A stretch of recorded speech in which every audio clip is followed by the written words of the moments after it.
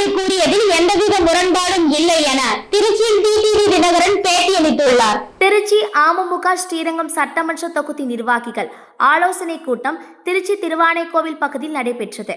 அந்த கூட்டத்தில் அமமுக பொதுச் செயலாளர் டிடிவி தினகரன் கலந்து கொண்டார். கூட்டத்திற்கு முன்பு செய்தியாளர்களுக்கு பேட்டியளித்த டிடிவி தினகரன், செந்தில் பாலாஜி வழக்கில் அவர் அம்புதான், அதை எய்தவர்கள் மாட்டிக்கொள்ளக் கூடாது என அனைத்து நடவடிக்கைகள் எடுத்து வருகிறார்கள். திமுகவினர் மக்களை ஏமாற்றியவர்கள். அவர்கள் ஆட்சி அதிகாரத்திற்காக எதையும் செய்வார்கள். மக்கள்தான் அதற்கு தக்க பதிலடி தர வேண்டும்.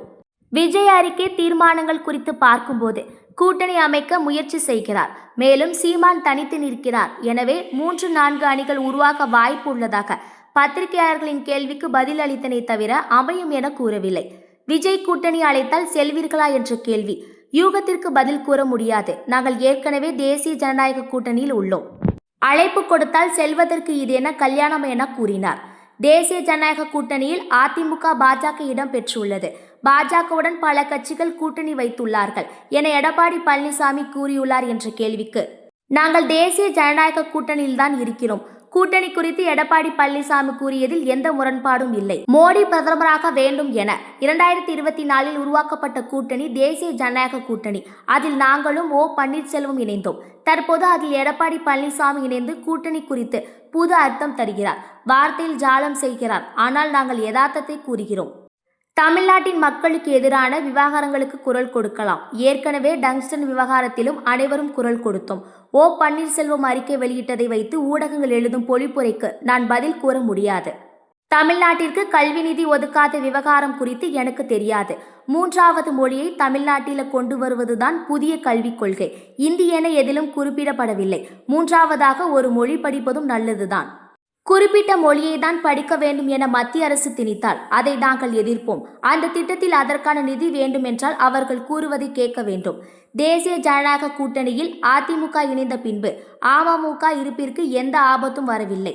தேசிய ஜனநாயக கூட்டணி பலப்படுத்தப்பட்டுள்ளது. திமுகவிற்கு தான் ஆபத்து வந்துள்ளது. எங்களின் ஒரே குறிக்கோள் திமுகவை வீழ்த்த வேண்டும் என்பதுதான். அமித்ஷாவின் அந்த முயற்சிக்கு நாங்கள் உறுதுணையாக இருக்கிறோம். அதிமுக தலைமைக்கும் எங்களுக்கும் எத்தனையோ கருத்து வேறுபாடுகள் இருக்கலாம். ஆனால் அதையெல்லாம் தேர்தல் வரை ஒதுக்கி வைத்துவிட்டு திமுகவை வீழ்த்த தேசிய ஜனநாயக கூட்டணியில் இருக்கிறோம். எங்களால் திமுக ஆட்சிக்கு வந்தது என பல அரசியல் வல்லுநர்கள் கூறியுள்ளார்கள்.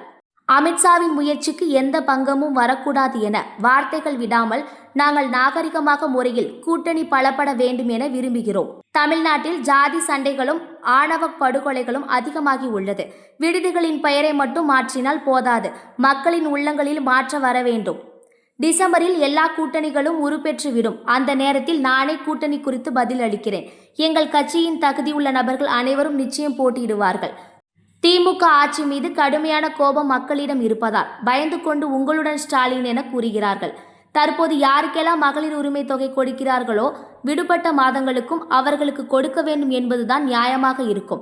தமிழ்நாட்டில் தேசிய ஜனநாயக கூட்டணியின் தலைமை யார் என்பது குறித்து அமித்ஷா என்ன பதில் கூறினாரோ அதுதான் என் பதிலும். தமிழகம் வந்தால் பிரதமரை சந்திக்க நாங்கள் அனுமதி கேட்கவில்லை என தெரிவித்தார். பேட்டியின் போது நிர்வாகிகள் ராஜசேகரன், சாருபாலா தொண்டைமான் உட்பட பலர் உடனிருந்தனர்.